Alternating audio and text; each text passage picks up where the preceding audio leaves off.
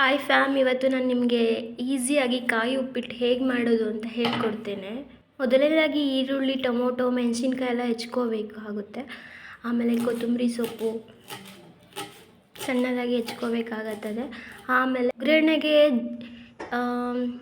ಜೀರಿಗೆ, ಸಾಸಿವೆ, ಕಡಲೆ ಒಡಗಲು, ಉದ್ದಿನ ಒಡಗಲು ತೊಗೋಬೇಕಾಗುತ್ತದೆ. ಆಮೇಲೆ ಆಯಿಲ್ನ ಕಾಯೋಕ್ಕಿಟ್ಟು ಅದಕ್ಕೆ ಎಲ್ಲ ಥರದ ಕಡಲೆ ಒಡಗಲು, ಸಾಸಿವೆ, ಜೀರಿಗೆ, ಮೆಣಸಿನ್ಕಾಯಿ ಎಲ್ಲ ಹಾಕಿ ಒಂದು 5 ಮಿನಿಟು ಎಣ್ಣೆಗೆ ಫ್ರೈ ಮಾಡ್ಕೋಬೇಕಾಗತ್ತೆ. ಅದಾಗಿದ್ಮೇಲೆ ನೀವು ನೋಡ್ಕೊಳ್ಳಿ, ಉರಿ ಸ್ವಲ್ಪ ಕಮ್ಮಿಗೆ ಇಟ್ಕೊಳ್ಳಿಲ್ಲ, ಸ್ವಲ್ಪ ಸೀದೋಗಿರೋ ಥರ ಆಗಿಬಿಡುತ್ತೆ. ಆಮೇಲೆ ಈ ಸ್ಪೂನ್ ಸಹಾಯದಿಂದ ಎಲ್ಲ ಚೆನ್ನಾಗಿ ಮಿಕ್ಸ್ ಮಾಡಿ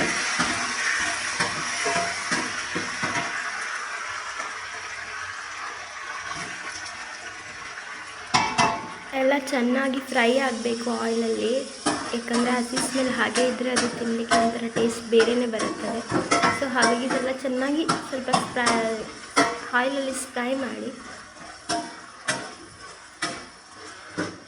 ಫ್ರೈ ಆಗಿದ್ದಾದಮೇಲೆ ಈ ಕಡೆ ಒಂದು ತವ ಇಟ್ಕೊಂಡು ರವೆನ ಸ್ವಲ್ಪ ಹುರ್ಕೋಬೇಕಾಗುತ್ತೆ. ಯಾಕಂದರೆ ಹಸಿ ರವೆ ಹಾಕಿದಷ್ಟು ಟೇಸ್ಟಿಯಾಗಿ ಬರೋದಿಲ್ಲ. ಸೊ ಹಾಗಾಗಿ ಒಂದು ಪ್ಯಾನಲ್ಲಿ ಸ್ವಲ್ಪ ಹಸಿ ಸ್ಮೆಲ್ ರವೆ ಹೋಗೋವರೆಗೂ ಸ್ವಲ್ಪ 5 ಮಿನಿಟು ಚೆನ್ನಾಗಿ ಫ್ರೈ ಮಾಡ್ಕೋಬೇಕು.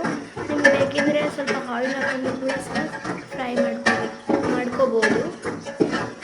ಅದು ಚೆನ್ನಾಗಿ ಒಂದು 3 to 5 ಮಿನಿಟ್ ಫ್ರೈ ಆದಮೇಲೆ ನೀವು ಏನು ಒಗ್ಗರಣೆ ಮಾಡ್ಕೊಂಡಿರ್ತೀರ ಅದಕ್ಕೆ ಅದ್ರ 2ರಷ್ಟು ನೀರು ಹಾಕ್ಕೋಬೇಕಾಗತ್ತೆ.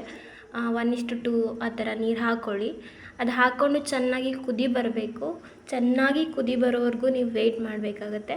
ಸೊ ಅದು ಯಾವಾಗ ಚೆನ್ನಾಗಿ ಕುದಿ ಬರುತ್ತೋ ಆಗ ನೀವು ಹುರಿದಿಟ್ಟಿರೋ ರವೆನ ಚೆನ್ನಾಗಿ ಸ್ವಲ್ಪನೇ ಹಾಕಿ ಚೆನ್ನಾಗಿ ಒಂದು ಸ್ಪೂನಿಂದ ಮಿಕ್ಸ್ ಮಾಡಬೇಕು. ಸೊ ಗಂಟಿಲ್ಲದೆ ಇರೋ ಥರ ನೋಡಿಕೊಂಡು ಮಿಕ್ಸ್ ಮಾಡ್ಕೊಳ್ಳಿ. ಈಗ ನಾನು ಯಾವ ಥರ ಮಿಕ್ಸ್ ಮಾಡ್ತಿದ್ದೀನಿ ಆ ಥರ ನೋಡಿಕೊಂಡು ಮಿಕ್ಸ್ ಮಾಡಿ. ಅದಾಗಿದ್ದಾದಮೇಲೆ ಅದು ಒಂದು 5 ಮಿನಿಟ್ಸು ಚೆನ್ನಾಗಿ ಒಂದು ಹೈ ಫ್ಲೇಮಲ್ಲೇ ಇಟ್ಟಿರಿ.